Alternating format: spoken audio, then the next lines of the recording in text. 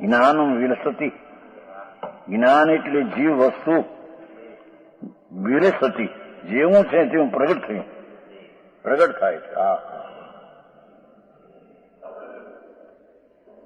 જેવું જેનું ગંભીર જ્ઞાન દર્શનને આનંદ સ્વરૂપ હતું, એવી જ પર્યાયમાં અનંત આનંદ આદિ ગંભીર દશા પ્રગટ થઈ.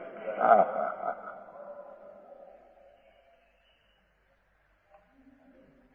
ચારિત્ર પાવડમાં કહ્યું છે ને એ પ્રગટ દિશા જે છે મોક્ષનો માર્ગ હોય, એને અક્ષયને અમેય કહ્યો છે.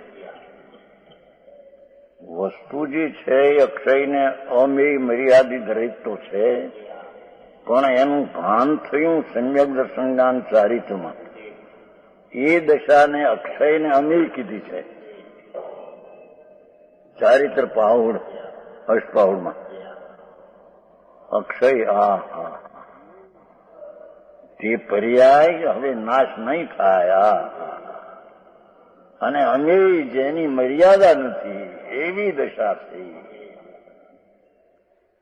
એ આ તો મોક્ષનો માર્ગની પર્યાયની વાત. હા, વસ્તુ તો દ્રવ્ય ગુણ જે છે એ તો અક્ષય અમેય છે. મેય એટલે માપ વિનાની અમેયથી છે. તો પણ ભગવાન આત્માનું જે સમ્યક દર્શન જ્ઞાન ચારિત્રનું થવું, સ્વસન્મુખની દશાનું, એ અક્ષયને અમેય છે. હા, એ ભગવાન રાગ ને પુણ્યની ક્રિયાથી પ્રાપ્ત થાય એવો એ નથી એમ કે છે. અક્ષય અમેય વસ્તુ છે, એ પરમાં નાશ થાય અને રાગ આદિ ક્રિયા એનાથી કેમ પ્રાપ્ત થાય? હા,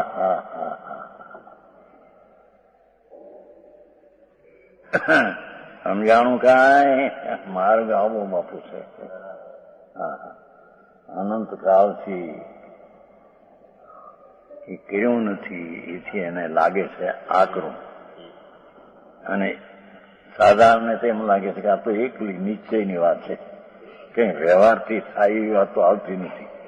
પણ એ તો એ જ કે છે કે વ્યવહારથી ત્રણ કાળમાં ન થાય, રાગથી ન થાય. એ દશા જેની છે અક્ષય અમેય દશા, અક્ષય અમેય ચીજને આશ્રિત થયેલી, એ રાગને આશ્રિત થાય એ ત્રણ કાળમાં છે. હા, આવી વાતું છે. આબાળ ગોપાલ, શરીર નાના હોય મોટા હોય, સ્ત્રીના હોય પુરુષના હોય, બાળકના હોય, ભગવાન તો અંદર પરિપૂર્ણ આનંદથી બિરાજમાન છે. હા, સમજાણું કાંઈ?